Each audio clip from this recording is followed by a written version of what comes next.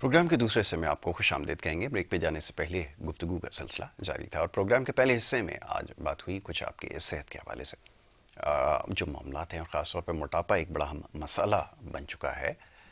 बहुत सारे इस हवाले से पैगामात मौसूल हुए, तो कोशिश की कि डॉक्टर साहब जो हमारे साथ पहले सेगमेंट में मौजूद थे, हनीफ सईद साहब, उनसे गुफ्तगू करें। इंशाल्लाह नेक्स्ट वीक में जब हमारा सेगमेंट होगा तो सिलसिला यहीं से शुरू करेंगे और जो सवालात मेरे पास पहुँचे हैं कोशिश करूँगा कि अगली नशिस्त में उसको ज़रूर प्रोग्राम का हिस्सा बनाऊँ।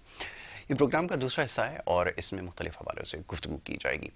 और प्रोग्राम की इब्तदाइया में जैसे मैंने अर्ज़ किया कि जो समाजी मामलात हैं, सियासी नौइयत के मामलात हैं, माशी मसाइल हैं, कोशिश करते हैं कि प्रोग्राम में हल्के फुल्के अंदाज में इस पर गुफ्तगू की जा सके।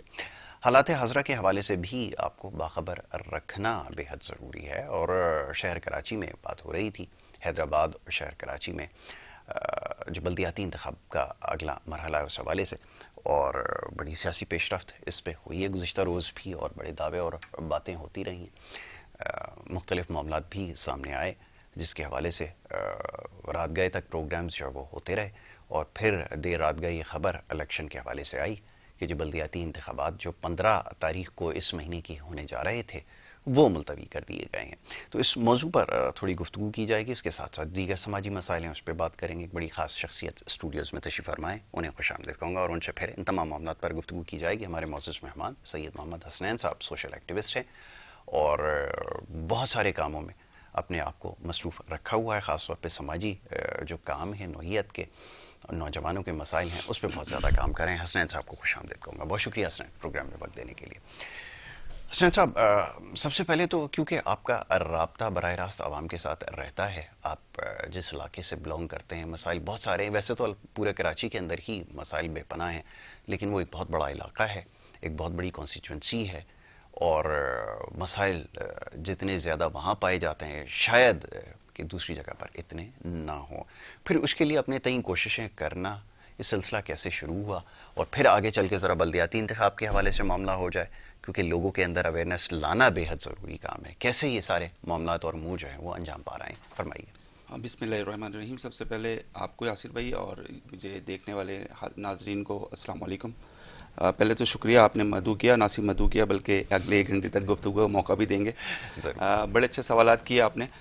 सोशल एक्टिविस्ट हूँ मैं। जो देखें, हर काम के लिए अल्लाह ताला हर बंदे को नहीं भेजते, कोई मखसूस काम के लिए सिलेक्ट करके भेजते हैं अल्लाह ताला। फिर अल्लाह ताला जब उसको देखते हैं कि बंदा इस फील्ड के अंदर इस जुनून के साथ मेहनत कर रहा है, तो फिर अल्लाह ताला उसकी रहनुमाई फरमाते हैं, और जब रहनुमाई अल्लाह ताला फरमा देते हैं तो फिर उस बंदे को उस फील्ड के अंदर नाकाम करने की सलाहियत दुनिया में किसी के पास नहीं होती। बड़ी अच्छी बात आपकी। ठीक है, तो मैं कोशिश करता हूँ मुझसे अपनी इस्तिताअत में रहकर बगैर किसी डोनेशन के और बगैर किसी से हाथ फैलाए मैं किसी की मदद कर दूँ, और छुपे अंदाज में वो मैं करता हूँ, और इंशाल्लाह आगे तक बहुत अच्छी बात है। बाकी औरंगी टाउन में रहता हूँ और फ़ख्रिया कहता हूँ कि मेरी रिहाइश औरंगी टाउन की है, जिसको हमेशा से और आज तक कच्ची आबादी के नाम के सहारे ज़िंदा रखा गया है। वो चलें, अब मैं पहले भी डिस्कस कर चुका हूँ, उसको अब नहीं करता। लेकिन वहाँ के मैं कहता हूँ कि सियासत जो है ना, सियासत जो होता है वो कच्ची आबादियों में ही शुरू होती है, वहीं पे ख़त्म होती है। बहुत खूब, बिल्कुल ऐसा ही। सारी कच्ची आबादियों को इस्तेमाल किया जाता है, वहाँ के अवाम को यूज़ किया जाता है। मैं अवाम से सिर्फ इतना कहूँगा कि आप अवाम, मैं भी अवाम हूँ, मेरा ताल्लुक़ किसी भी सियासी जमात से नहीं है। मैं खुला ये बोल रहा हूँ, अवाम को चाहिए जिस तरह आप दूसरी सियासी पार्टियों के लिए जलसों में ग्राउंड को फुल करते हैं, क्या आप लोग इकट्ठे कभी 100 लोग भी मिलकर अपने मुफाद के लिए, अपने काम के लिए, अपनी ज़रूरियात को पूरी करवाने के लिए कभी किसी इदारे में गए, कभी किसी MNA MPA के सामने गए, कभी रोना धोना किया जिस तरह वो इलेक्शन से पहले आपके सामने आकर रोना धोना करते हैं, हाथ जोड़ते हैं, भाई बोलते हैं, कांधों पे हाथ रखते हैं? क्या आप दरख्वास्त लेकर आप लोग 10 लोग या 100 लोग भी एक साथ गए? जलसों में तो बसें भर भर के आप चले जाते हैं, आप इस्तेमाल हो जाते हैं। क्या आपने अपने वोटों से जीते हुए लोगों को कभी इस्तेमाल करने की सलाहियत पैदा की? बहुत खूब। नहीं की। तो ये चीज़ें आपको चेंजिंग करनी पड़ेंगी। बदलेंगे हम तो बदलेगा कराची, निकलेंगे हम तो निखरेगा कराची। क्या अच्छी हम किसी को इल्ज़ाम ना दें, हम अपने आप को देखें हम क्या कर रहे हैं, हम किस नौयत की इकदाम कर रहे हैं। हम समझ रहे हैं कि हमारी लाइफ जो है सुबह उठना है, नाश्ता करना है, ऑफिस जाना है, ऑफिस से आना है, कपड़े उतारने, चेंज करने और खारे पानी की लाइन में भरना है, फिर अपने राशन देखना है, फिर बीवी से लड़ाई झगड़े करने हैं, बच्चों को डांटना है क्या किया, और फिर सो जाना, फिर ऑफिस जाना है। ये लाइफ नहीं है, हमारी लाइफ भी है। हमें भी अल्लाह ताला ने उस वही दिल दिमाग देकर भेजा है जो हमारे हुक्मरान को भेजा है। हमारा भी अल्लाह वही है, उनका भी अल्लाह वही है। वो अपने अल्फाजों के जरिए हमें लॉलीपॉप या बेवकूफ़ बना के चले जाते हैं और हम उनसे अब हम काम नहीं ले सकते। वो हमारे खिदमतगार हैं, हमारे बॉसेस या हमारे मालकान नहीं है, वो हमारे खिदमतगार हैं, हमारी खिदमत के लिए चुने जाते हैं, हमारी खिदमत के लिए बनाए जाते हैं उनको। तो हमारी आवाम को सोचना पड़ेगा, आवाम को जागना पड़ेगा। अब मुझे ये समझ में नहीं आता, हम तकरीबन 76वीं सालगिरह मनाएंगे या 70वीं मनाएंगे, लेकिन अभी तक हम बुनियादी हकूक़ से महरूम हैं। हम गटर के 4 ढक्कन कोई रख देता है तो हम उसको 6 दफ़ा सलाम करते हैं और शुक्रिया अदा करते हैं। उससे हमें ये नहीं पता कि अब हमें टाउन के अंदर कब निकलेंगे हम, कराची के ढक्कन से, सीवरेज के निज़ाम से, टूटी सड़कों से, बसों के कमी की वजह से कब बाहर, हम कब ये दावा करेंगे कि हमारे टाउन में भी यूनिवर्सिटी होनी चाहिए, हमारे टाउन में बड़े पार्क्स होने चाहिए, हमारे टाउन में भी बड़े हॉस्पिटल्स होने चाहिए, हमारे टाउन में बड़े टेक्निकल इंस्टीट्यूट होने चाहिए। हम ये सब कब देखेंगे? अभी हमें तो उलझा के रख दिया गया है जानबूझकर कि आवाम इन सोचों से बाहर ही ना निकले, और हमें जो फंड्स मिलते हैं वो अल्हम्दुलिल्लाह हम खामोशी से बिल्कुल ऐसे ही आपने बिल्कुल दुरुस्त कहा कि यही सूरत हाल है, और शायद हमारी तवज्जो उन मामलात की तरफ जा ही नहीं सकती, मुमकिन ही नहीं है जब तक इन बुनियादी चीज़ों और ज़रूरतों में हम फंसे रहेंगे। और शायद ये भी आपकी बात बिल्कुल दुरुस्त है, इससे बिल्कुल इत्तेफाक करना होगा कि लोग जो इन सियासी जलसों को, ये जो जितने भी इनके उम्मीदवार हैं, इनको कामयाब बनाने के लिए सरधड़ की बाजी भी लगाते हैं, अपनी जानें तक दे देते हैं, नतीजा आखिर में कुछ नहीं निकलता। और ये अभी मैं देख रहा था गुज़िश्ता रोज़ एक सियासी जमात के जो साबिक वफाकी वज़ीर थे, वो जब गए हैं अवाम में वापस, तो क्या लोगों ने फिर हाल किया है। वो चले ये तो हो गया, लेकिन अफसोस ये होता है कि फिर वोट जो है वो वहीं दे दिया जाता है। तो ये पता नहीं सियासी जो शऊर है ये कब आएगा और इनको कब रद्द करेंगे, ये समझना बड़ा मुश्किल हो जाता है। अच्छा, फिर एक और चीज़ है कि बहुत सारे लोग अपने तय कोशिशें कर रहे हैं, जिसमें आप समेत और भी दीगर लोग शामिल हैं, जो आगाही के ऊपर काम कर रहे हैं, जो ये चाहते हैं वाक़तन कि लोग इस शहर से बाहर निकलें। ये जो शख्सियात की जो शहर में जकड़े हुए हैं कि वो देखने में बड़ा अच्छा है, वो क्रिकेट माजी में बड़ी अच्छी खेलता था, ये उसमें फंस कर रह गए। अब ये जो ज़हनी ग़ुलामी है, पसमानदगी है, और फिर आप देखिए कि मैं किसी उस पर वो नहीं कर रहा, मैं आपको एक तज्ज़िया इसके ऊपर पेश कर रहा हूँ एक सवाल की शक्ल में, कि लोग इस हद तक ज़हनी तौर पर जकड़ चुके हैं कि उसके गुनाह और उसके जो मकरू जितने भी फेल थे और जो उसकी करप्शन थी वो सारी यकसर नज़रअंदाज कर देते हैं कि नहीं जी ये तो बिल्कुल इसको हर चीज़ की माफ़ी है, और ये जो कुछ कह रहा है, जितने लोगों पर इल्ज़ाम लगा रहा है, ये बिल्कुल ठीक है और इसको कोई कुछ नहीं कह सकता, या इसके खिलाफ अगर कोई चीज़ सामने भी आ जाती है तो वो भी किसी साजिश का हिस्सा है। इस हद तक लोग जो है ज़हनी तौर पर तबाह कर दिए गए हैं। बताइए। देखिए, आवाम को मैं कहता हूं कि अब हम आवाम को झंझोड़ भी रहे हैं, समझा भी रहे हैं, समझ लें हम तालीम दे रहे हैं जी कि भाई आपके पैसे को दूसरे लोग अपने घरों में ले जाकर अपनी लग्जरियस कर रहे हैं, गाड़ियां खरीद रहे हैं आपके दिए हुए टैक्स पे, आपके दिए हुए से। देखें हमें क्या सहूलियत दी जा रही है ना, हमारे पास बिजली है, उसके बरक्स हम जनरेटर यूज़ कर रहे हैं, उसमें फ्यूल भी हम डाल रहे हैं, यूपीएस हम कर रहे हैं, सोलर सिस्टम हमने लगाया, पानी में टैंकर हम खरीद रहे हैं, गैस नहीं है तो सिलेंडर हम कर रहे हैं, और ट्रांसपोर्ट के लिए वैन हम चला रहे हैं, गाड़ियाँ हम चल रहे हैं, गार्ड्स हम रख रहे हैं, गन हम लेके घूम रहे हैं। हमें सहूलियात क्या दी जा रही हैं, लेकिन हमें आपके इलेक्ट्रिक का बिल उठा लें या कोई भी बिल उठा लें, उसमें देख लें 7 से 8 मुख्तलिफ टैक्सेस दे रहे हैं हम। उन टैक्सेस के मद में हमें रिफंड में क्या मिल रहा है, हमें क्या लग्जरियस मिल रही है, हमें क्या आसानी मिल रही है। जब हम रोड पे मिलते हैं तो हम घंटों 9 बजे जहाँ पहुंचना है, हमें 7 बजे घर से निकलना पड़ता है कि हमें 3 गाड़ियां चेंज करके जाना है, तो हम टाइम पे नहीं पहुंच पाएंगे, हमारी तनख्वाह कट जाएगी और सैलरी कट जाएगी, फिर हमारे ब्लैक लिस्ट में नाम भी आ जाएंगे।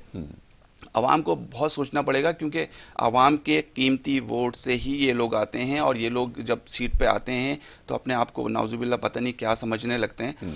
ऐसा नहीं होना चाहिए। आवाम के अंदर शऊर ये हो चाहिए, भाई आप पूछें कि आप पिछले 10 साल से आप थे, पिछले 20 साल से आप थे, आपने जो वादे किए थे, पता नहीं किस तरह ये लोग आवाम से दावे करके चले आते हैं, जिसमें 100% दावे और वादे झूठे होते हैं।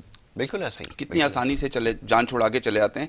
आवाम अपना जहन क्यों नहीं यूज़ करते, अपने अपने अल्फाज क्यों नहीं यूज़, उनसे पूछते क्यों नहीं, उनसे जुर्रत क्यों नहीं करते, खामोशी से बैठकर वो कॉर्नर मीटिंग में सुन रहे होते हैं क्या बोल रहे हैं। उनको पता है, वो हंस भी रहे होते हैं, उनको पता है कि यार ये, उनके पास जाके स्टेज पे जाकर माइक लेके उनसे पूछने की जरूरत पैदा करें। आप देखें अगले इलेक्शन में क्या रिजल्ट होगा। अभी 15 जनवरी को अगर इलेक्शन हो जाते और 246 यूनियन काउंसिल्स में इलेक्शन होते और मेयर्स अगर बनता, अभी इन्होंने क्यों चेंजिंग की, क्यों बार बार इनको खौफ है। ये तो हमें आबादी का तो एक बहाना कर रहे हैं, चले वो जेन्युइन है। असल में फड्डा ये है कि पहले जब 2001 में परवेज मुशर्रफ साहब ये लोकल गवर्नमेंट लेकर आए थे, उस वक्त Karachi city district government Karachi का था, उसमें वाटर बोर्ड भी था, उसमें केएमसी, डीएमसी और कराची बिल्डिंग वाले भी थे। लेकिन 2013 में जो तरमीम हुई, इसको सिंध एसएलजीबी के नाम दिया गया, सिंध लोकल बॉडी गया। उसमें सिंध गवर्नमेंट ने सारी चीजें ले ली, जी जी, अपने पसंद की सारी चीजें सारे महकमे आ गए। उसके बाद अभी देखिए कितने एहतजाज हो रहे हैं, उसमें टाइम ज़ाया नहीं होता, उसमें पैसे नहीं लगते। मैं एहतजाज करने वाली पार्टियों को भी ये कहूँगा, जो आप एहतजाज करने में लाखों रुपए लगा देते हैं, वो आप जाके 10 गलियां बना देना,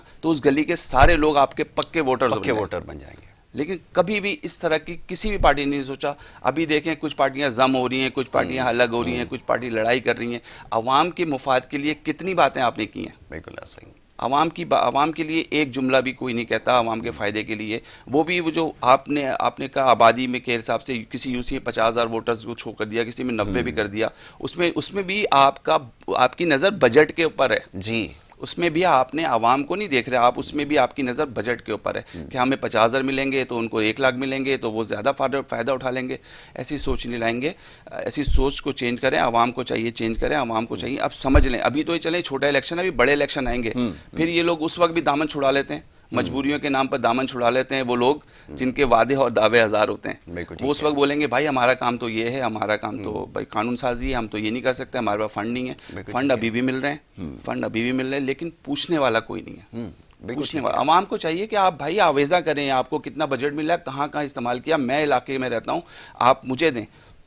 बाकी बल्दियाती इंतखाब के आगाही मुहिम के आपने बताया, आवाम को चाहिए कि ऐसे लोगों को चुने जो आपके गली मोहल्ले इलाकों को, क्योंकि ये इलेक्शन बल्दियाती इलेक्शन गली मोहल्ले इलाकों का ही है।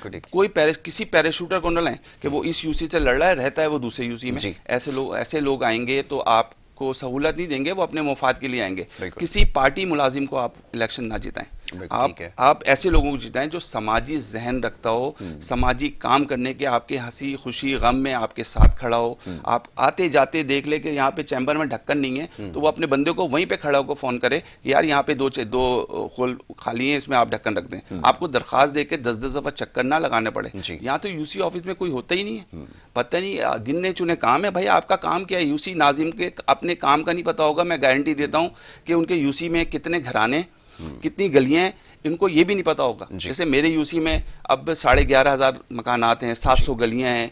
मैं तो चले वर्किंग की, मुझे पता है। अब उन्हें ये भी नहीं पता, उन्हें पता ही नहीं कि काम क्या है। उनका काम ये है स्ट्रीट लाइट की जो लाइटें हैं वो चेंज करा सकते हैं, तो सड़कों को कारपेटिंग करवा सकते हैं, और नॉर्मल काम फिर वो मच्छर की हवाई कर सकते हैं, डेथ सर्टिफिकेट बना सकते हैं, पैदाइशी सर्टिफिकेट बना सकते हैं। छोटे छोटे काम हैं, लेकिन वो समझते हैं मैं चेयरमैन बन रहा हूँ तो मैं पूरा टाउन नाजिम से ही बड़ा हो गया। ऐसा नहीं होता। और अवाम का क्या हक नहीं है कि टूटी सड़कें मुनासिब हों, कि आप पानी की यकसा फराहमी हो, ये अवाम का हक नहीं है। पार्क्स मुनासिब पार्क्स हों, ये अवाम का हक नहीं है। क्या ट्रांसपोर्ट का अच्छा निज़ाम हो, ये अवाम का हक नहीं है। क्या सरकारी स्कूल हों और उसमें अच्छी तालीम हो, अच्छे टीचर्स हों, ये अवाम का हक नहीं है।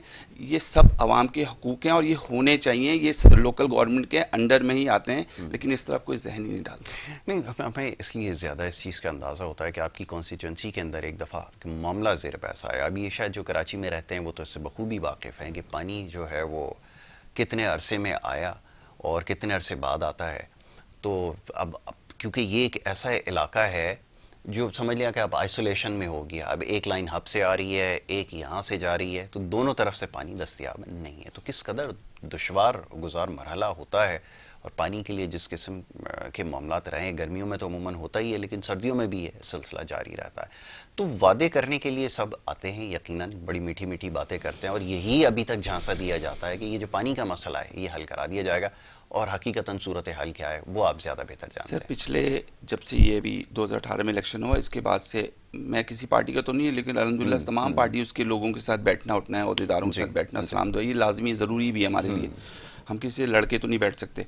तो हमारे जो नुमाइंदे हैं, जो मुंतखब नुमाइंदे हैं MPA या MNA, उनसे जब बात होती थी तो वो शुरू के 6 महीने के बाद उन्होंने कहा था मुझे कि ये सारी चीज़ें सेट हो जाएंगी, इंशाल्लाह आप रवानी हो जाएगी, पानी की मुनासिब रसाई होगी, सब कुछ होगा। और आज चौथे साल के हम क्रॉस कर चुके हैं, अभी तक कोई ऐसा नहीं है। हमारे जहाँ मैं रहता हूँ वहाँ पे 2.5 से 3 महीने, कभी कभार 2 महीने में पानी आता है। हम टैंकर खरीदते हैं, परसों हमने टैंकर डलवाया और कल पानी आया। बताइए, हमें ये भी नहीं पता होता पानी देंगे कब देंगे, कोई शेड्यूल भी नहीं बनाया हुआ। तो आप और MNA MPA के घर पे जाके ना उनके घर पे लोड शेडिंग होती है, ना उनके घर में पानी की कमी है, ना उनके घर में गैस की कमी है, ना उनके घर में खाने की कमी है, ना उनके घर में लग्जरियस की कमी है। गाड़ियां खड़ी हुई हैं, गार्ड्स खड़े हुए, ड्राइवर खड़े हुए। भाई आप जिसके वोटों से आप आए उनकी तरफ तो जाके देखो, उनके साथ तो रोजाना कम से कम आधे से 1 घंटा वक्त गुजारो, तो उनकी बातों से आपको अंदाजा होगा। अगर नहीं रोए तो मैं चैलेंज करता हूँ, आपकी आंखों से अगर आंसू नहीं निकले तो आपके अंदर ईमान की कमजोरी है। बिल्कुल ऐसा ही है, बिल्कुल ऐसा ही। अवाम बिलबिला रही है, अवाम को, मैं तो अवाम को ये बोलता हूँ, आप इनके जलसे जुलूसों में जाते क्यों हैं? जी, जाते क्यों हैं यार? आप देखें ना, कल भी देखें आप किस तरह लोग जो आप लीडरान के पीछे जो खड़े हुए थे उनकी शक्लें देखें, अवाम की बात कर रहा हूं, वो शक्लें ऐसी बुझी हुई थी कि उनको मजबूरन लाके पीछे खड़ा किया गया।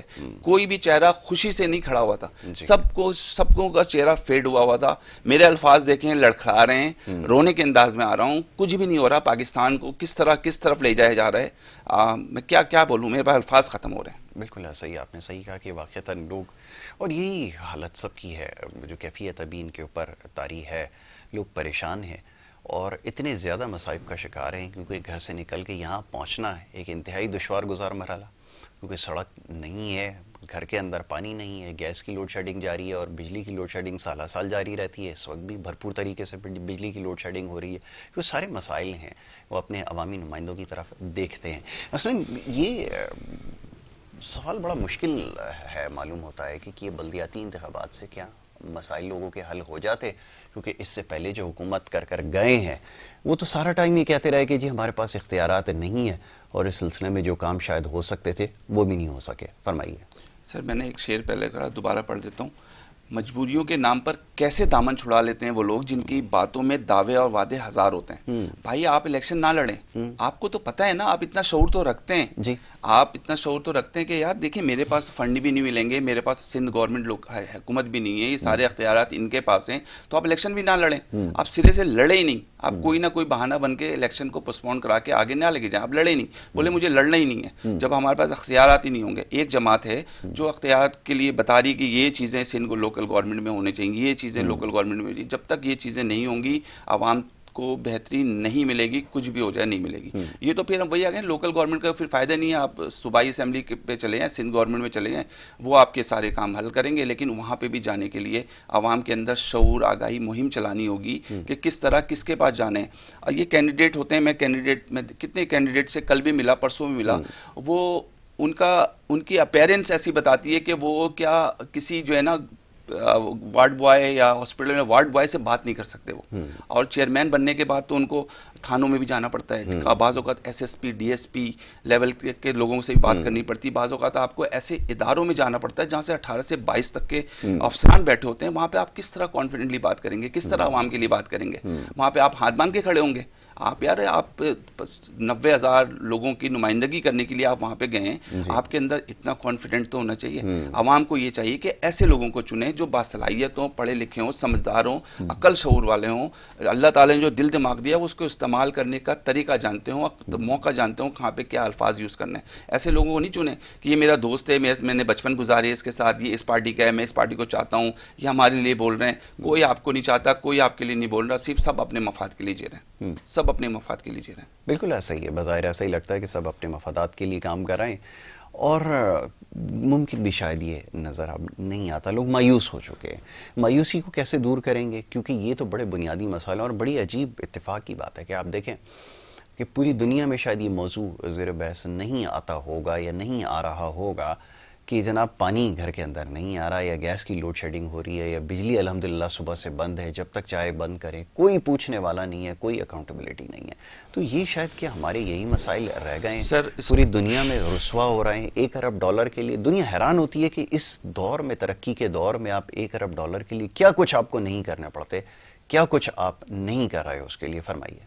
सर आपके सामने हमारे बाद बने हुए दुनिया में नक्शे में आए हुए ममालिक किस कहाँ तक पहुँच चुके हैं, कहाँ तक पहुँच चुके हैं। देखिए हम अभी तक चल रहे हैं, हमें अब उड़ना चाहिए जी। हम अपने ऊपर इतना लोड लेके चल रहे हैं, हम चलने पर ही मजबूर हैं। बिल्कुल ठीक है। हमारे पास झूठी वादे, झूठी बातें, परेशानियां इतनी हैं, हमारे पास लोड है, हम उड़ने के लिए हमें अब ये चीज़ें हटानी पड़ेंगी, मुश्किलात से दूर होना पड़ेगा, तब हम ऊपर जा सकते हैं। आपने देखा होगा ट्रेन पे चढ़ने के लिए वेट होता है, वेट की लिमिट नहीं होती, आप जितना सामान ले जाए, लेकिन जहाज पे उड़ने के लिए एक लिमिट है, 30 kg आप लेके जा सकते हैं। वो क्या है? वो यही है कि आपने जब उड़ेंगे तो आपके पास वजन कम हो। वजन किसे बोल रहे हैं हम? कि हमारे पास झूठे वादे नहीं हो, सोच से फिक्र नहीं हो, टेंशन नहीं हो, बच्चे तालीम पढ़ रहे हो, हम आराम से दूसरे ममालिक की तरह ऊपर चले जाएंगे। आपने सवाल क्या किया था कि किस तरह बढ़ेंगे? देखिए अवाम तो चाहती है कि करें, लेकिन सॉरी मैं सवाल भूल गया जी। मैं ये फंड्स के हवाले से बात कर रहा था कि ये रुस्वा हो रहे हैं, $1 अरब के लिए इधर उधर जाना, कैसे बात आगे बढ़ेगी, ये तो ज़रा बताइए। सर इसके लिए देखें, पाकिस्तान जो है इस्लामी जमहूरिया पाकिस्तान है, इस्लाम के नाम पे बना है। बिल्कुल ठीक। मैं कहता हूँ अब एक दफ़ा ऐसा कर लें, एक कानून पास कर लें। मैं मशवरा दे रहा हूँ, मैं कोई जज वगैरह तो नहीं हूँ। आवाम को चाहिए कम से कम, आवाम आजकल ऐसा कर ले कि कोई आए लीडर या कोई नुमाइंदा स्टेज पर ना, तो कोई बंदा वजू के लिए पानी लेके जाए उसके पास, और एक बंदा जो है कुरान हाथ में लेकर जाए, बोले आप यहाँ पे वजू करें और इस कुरान पे हाथ रखें कि आप जो बातें आप यहाँ पे करेंगे वो पूरे करने की सलाहियत भी रखते हैं और करेंगे, कोशिश करेंगे। नहीं करेंगे तो आप बोल दें मैं तीसरे दिन रिजाइन कर दूंगा। ठीक है। रिजाइन करने की आवाजें तो बहुत आती हैं कि मैं छोड़ दूंगा, मैं अख्तियारत नहीं होंगे, मैं छोड़ दूंगा। 6 महीने के बाद जब इतने पैसे मिल रहे होते हैं ना, तो अख्तियारत के अलिफ को भी भूल जाते हैं। बिल्कुल, वो वादे के वाव के भी भूल जाते हैं। बहुत बहुत अच्छी बात आपने कही है, यही सूरत है। एक दफ़ा ये अवाम ये कर दे, वजू करके आप ये कुरान पे हाथ रखें, आप मुसलमान हैं, आप पढ़ें, हाथ रखें और अब जो बातें करनी है आप करें। नहीं, लेकिन अब वो लोग कहाँ से लेकर आए? देखें ना, ये एक बहुत बड़ा सवाल है। अब मैं क्या कहूँ, लोग बड़ा नागवार गुजरते हैं, लेकिन सच बोलना अब जिम्मेदारी है कि एक वज़ीर आज़म हर वक्त हाथ में तस्बीह घुमा रहे हैं, और क्या क्या काम हो रहे थे दुनिया ने देखा, और फिर जो बातें उन्होंने की थी वो सारी की सारी उन्होंने उसके बिल्कुल उसके टोटल उसके ऑपोजिट और उसके अगेंस्ट जो उन्होंने काम किया। ये तो जब यहाँ पे हाल होगा, हुक्मरान जब ऐसे होंगे, तो फिर आप क्या उम्मीद रखेंगे कि कैसे? सर तस्बीह में तो नहीं पता ना हम क्या पढ़ रहे हैं। ये भी लेकिन बड़ा आवाम के सामने वजू करके कुरान पे हाथ रखना, जिस तरह हम जजेस पे अदालत में कोर्टों में जाके हाथ रखते हैं, अब हमें ये तो पता होता है हम कुरान पे हाथ रख के यहाँ पे सच बोल रहे हैं, कम से कम इसकी तो पासदारी रखेंगे ना वो। अब तस्बीह क्या पढ़ रहे हैं वो तो नहीं पता हमें।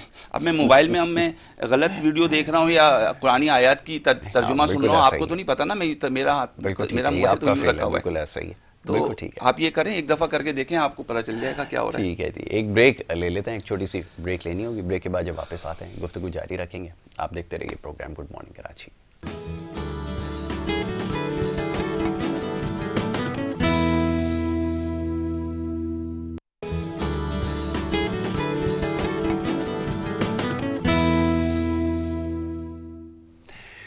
प्रोग्राम में आपको एक दफ़ा फिर खुश आमदीद कहेंगे। ब्रेक पे जाने से पहले गुफ्तगू का सिलसिला जारी था और बात हो रही थी मुल्की मसाइल के हवाले से।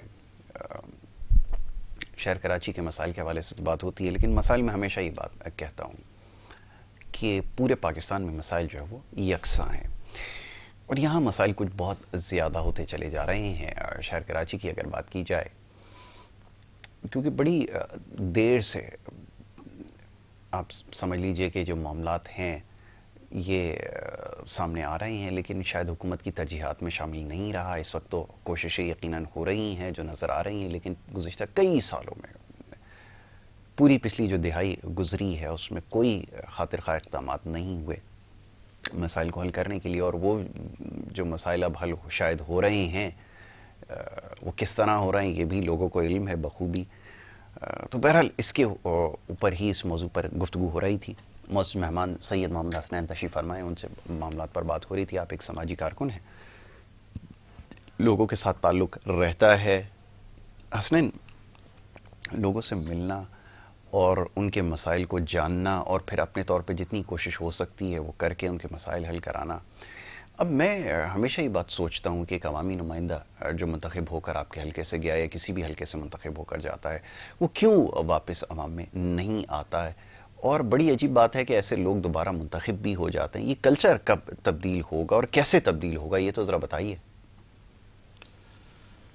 बस फिर वही बात बोलूँगा कि अल्लाह ताला ने आपको भी वही दिल दिमाग दिया है जो उनको दिया है, जो आपको बेवकूफ़ बना के जाते हैं। बिल्कुल ठीक है। वो यूज़ कर जाते हैं आपके सामने, आप यूज़ नहीं करते। बिल्कुल ठीक उनका है। भी अल्लाह वही है जो आपका है। आपका है, बेशक। तो आप अपने सलाहियतों को इस्तेमाल करें। आप क्यों सोचते हैं कि यार ये भी 10 मिनट के लिए आया फिर चले जाएगा? आप ये देखें, ये 10 मिनट के लिए नहीं आया, ये अगले 5 साल के लिए बात करने आए हैं आपसे। आपको 5 साल या तो धकेलने आए हैं पीछे, या अपने साथ लेकर चलने के लिए आए हैं। आपने जहन में ये लाना है, वो 10 मिनट ही नहीं देखें कि 600 सेकंड जो है ना मेरे चले निकल भी जाए, कोई मसला नहीं, बाद में मैं अभी जाना है शादी में। आप ये देखें, ये 600 सेकंड जो बात कर रहे हैं, ये आपको अगले 5 साल में देने की बात कर रहे हैं, आपको बेहतरी के लिए बात कर रहे हैं। उसको सोचिए, उनसे सवालात करें, ये जो आप कर रहे हैं कर लेंगे? अगर नहीं किया तो आप में क्या करेंगे आप? जी, ठीक है, वो तो बाद में लग्जरियस में खो जाते हैं।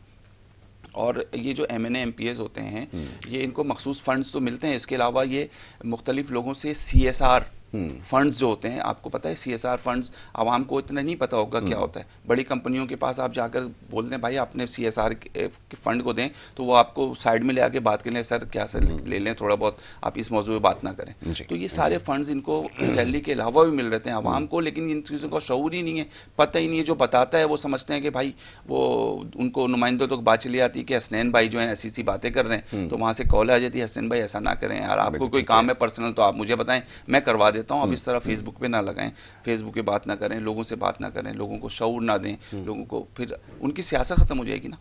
मैं फिर दोबारा बोल रहा हूँ, हमारी पाकिस्तान के अंदर वो मुल्क है जहाँ पे कच्ची आबादियों पे सियासत चल रही है। जी, ऐसा ही है, क्योंकि वहीं पे मजलूम है, उन्हीं से खेला जा रहा है बार बार। कोई आता है इधर फुटबॉल का इधर मार देता है, कोई आता है इधर मार देता है, कोई इधर लॉलीपॉप देता है। आवाम पता नहीं क्यों नहीं जाग रही, आवाम क्यों नहीं जाग रही, कब जगाएंगे अल्लाह ताला बेहतर समझे। भाई इस्लामी जमहूरियत पाकिस्तान के नाम पे है, लेकिन कोई डर खौफ नहीं है, उम्रे करके आ जाते हैं, हज करके आ जाते हैं, वो उसकी पोस्टें लगा देते हैं। लेकिन भाई जिस मकसद से लिए आपको चुना गया है, जिस मकसद से आप ऐवानों में गए हैं, आवाम की नुमाइंदगी करने गए हैं, वहाँ जाके बात करें। कुछ MPA हैं, लिटरली कुछ MPA हैं जो अपना हक अदा कर रहे हैं, चीखते हैं, वहाँ रोते भी हैं, पेपर भी फाड़ते हैं, मारते भी हैं, मार भी खाते हैं, वो गटर के अंदर भी जाते हैं।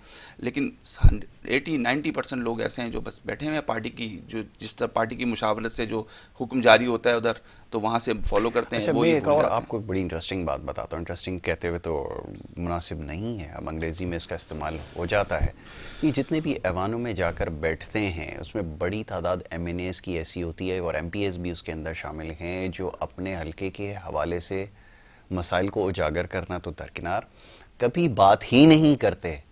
वो कभी मौका मिलने पर बात ही नहीं करते, और इसमें बड़ी तादाद ऐसी है मेंबर्स की जो जाकर सिर्फ बैठे होते हैं, अपनी हाज़िरी पूरी करते हैं और वहाँ से चले आते हैं। 99% तो ये सूरत हाल है। अब आप देखें, कौमी असम्बली के अंदर भी मुख्तलिफ हल्कों से मुंतखब होकर गए। मुझे याद है आपके साथ ही एक हल्का बड़ा मशहूर, जिसके ऊपर अभी ज़मनी इंतखाब हुआ कुछ अरसे पहले, और वहाँ से एक साहब जो थे, वो एक वक्त था कि कचरे के ऊपर जो है वो कुर्सी लगा कर बैठते थे और फ़ोटो सेशन होते थे, एक फ़ोटोग्राफ़र साथ लिए घूमते थे।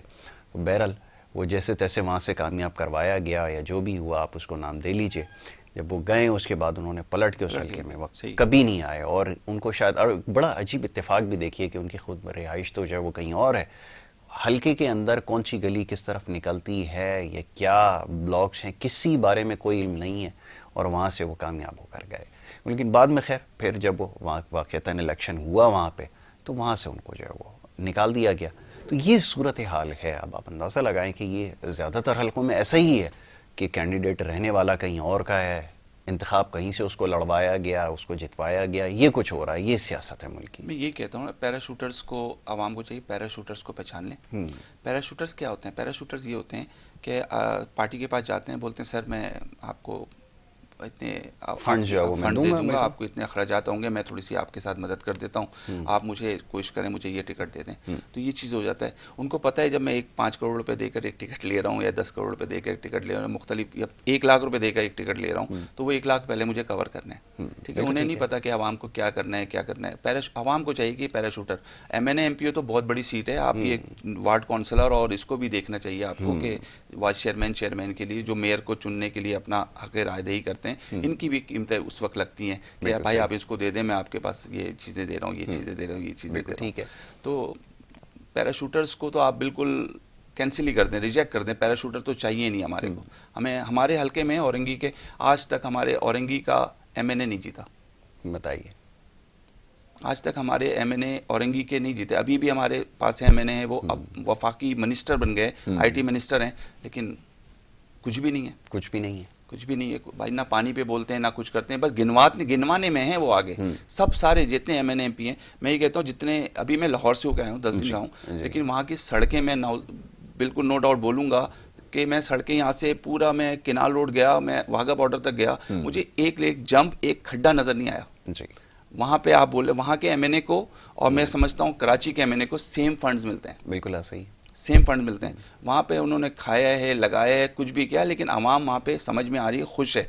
ट्रेन में मैं 40 मिनट घुमा सिर्फ शौक में कि यार देखता हूँ ट्रेन कैसे, ट्रेन में मज़ा आया मुझे। यहाँ पे अब मैं अभी सस्पेंशन, हमें हर 6 महीने बाद हमें अब सस्पेंशन सही कराना पड़ता है गाड़ी के। पास तो फिर बड़ी मजबूत गाड़ी अगर 6 महीने बाद हो रहा है, नहीं यहाँ तो 2 हफ्ते के बाद जो है वो काम उतर जाता है। तो ये सब चीज़ें नहीं देखते। मैं कहता हूँ भाई नाले के पास से, आप, मैं फेसबुक पे लगाता हूँ, अब तो छोड़ दिया मैंने, मैं फेसबुक पे लगाता था, नुमाइंदे हज़रात से गुजारिश है कि अपनी गाड़ी में इस रास्ते से गुजर कर दिखा दें, जो अपने पैसों से खरीदी गई हो, बिल्कुल उस गाड़ी से यहाँ से गुजर के दिखा दें। बिल्कुल ऐसा ही है। एक काम जब तक खुदाई करके, जब तक 14 महीने तक अब पूरी आवाम ना देख ले तो उसकी भराई नहीं करते। बिल्कुल ऐसा, झंडा लगाए बगैर कोई काम नहीं करते। ऐसा ही है भाई। आवाम को चाहिए भाई, आवाम खुदा के लिए मैं हाथ जोड़ के बोल रहा हूँ, आवाम जाग जाएं, जाग जाएं, जाग जाएं। ये नुमाइंदे आपके खिदमतगार होते हैं, आपके बॉस में मालकान नहीं होते, आपकी खिदमत के लिए आते हैं। नहीं तो भाई सारी आवाम तो नहीं जा सकती अवानों में, तो उनके लिए एक बंदा चुनते हैं। तो भाई आपको अल्लाह ताला अगर इज्जत दे रहे हैं तो अल्लाह ताला को रिटर्न भी तो दें, अपने हक तो अदा करें। बिल्कुल ठीक है। अच्छा, ये आपके इलाके की सराउंडिंग के हवाले से ना, अभी तो अल्हम्दुलिल्लाह पूरा कराची जो है वो एक अजीब मंजर पेश कर रहा है कि कोई शायद सड़क अब ढूंढनी पड़ती है कि कौन सी सड़क जो है वो बाकी रह गई है। जो कभी हुआ करती थी वो बारिश के बाद सब बर्बाद हो गया, और उसके ऊपर मज़ीद ये कि उसको और ज़्यादा बेहतर करने के लिए उन्होंने उसमें और मज़ीद गड्ढे करके जो है वो छोड़ दी हैं। अब तो माशाल्लाह गलियां तक महफूज नहीं है, सारी खोद कर जो है वो छोड़ दी गई हैं। तो ये सूरत हाल है। अब जहाँ पहले से इतने सारे मसाइल हैं, अब वहाँ क्या सूरत हाल है? क्योंकि वो बारिश के बाद जो तबाही हुई है, अभी तक तो कोई बेहतरी नज़र नहीं आई। जो शहर के जो बीच के इलाके हैं, सेंट्रल का है और इस तरह के, तो आपके पास क्या सूरत हाल है? वहाँ कुछ बेहतरी हुई क्या कोई? सर अभी हमारा हमारे जैसे औरंगी में 8 यूसीज हैं। 8 यूसीज में एक यूसी ऐसी है जिससे एक मखसूस पार्टी के नुमाइंदे खड़े हुए हैं, तो वो लिटरली खुले बोल रहे हैं यार मैं अपने यूसी में काम करा रहा हूँ, खुला काम करा रहा हूँ, कारपेटिंग भी करवा रहे हैं, वो पानी के निज़ाम को भी सही कर रहे हैं, सीवरेज के निज़ाम को भी सही कर रहे हैं। सिर्फ लालच क्या है? ये काम आपने पिछले 4 साल में क्यों नहीं किए? अभी बल्दियाती इंतखाबात के करीब आने की वजह से क्यों कर रहे हैं आप? अगर आप अवामी नुमाइंदे हैं, अवामी शौक, जोश, जज्बा, जुनून आपके पास है, खिदमत करना चाहते हैं, अल्लाह ताला को खुशनुदी हासिल करना चाहते हैं, खुश करना चाहते हैं, अवाम की दुआएं लेना चाहते हैं, तो पिछले 4 साल से आप कहाँ थे? बिल्कुल ठीक है। अभी मकसद आपका ये है कि मुझे वोट मिल जाए और मैं जीत जाऊं और फिर साइड हो जाऊं। बिल्कुल ठीक है, बिल्कुल ठीक है। तो ये है। और जब तक वो खुदाई के बाद, अभी देखें कारपेटिंग करने के बाद मैंने जब बात की थी तो उन्होंने कहा 1 हफ्ते के अंदर ये सड़कें बिल्कुल स्मूथ हो जाएंगी। तो तकरीबन 3 हफ्ते हो गए अल्हम्दुलिल्लाह से, जब तक आधे लोग आधा कराची ना देख ले कि ये खुदाई की और कौन काम करा रहा है, जब तक सबको पता न चल जाए तो वो कारपेटिंग भी नहीं कराएंगे। बिल्कुल ठीक है, क्योंकि वो उम्मन होती नहीं है। बिल्कुल ऐसा ही है, बिल्कुल ऐसा ही है। तो ये है जी। अच्छा जी, अब आखिरी चंद लम्हात हैं और गुफ्तगू के आगाज़ में आपने जो है वो निशानदही की कि आवाम के अंदर आगाही होनी चाहिए। बिल्कुल आपने तमाम मामलात की निशानदही की।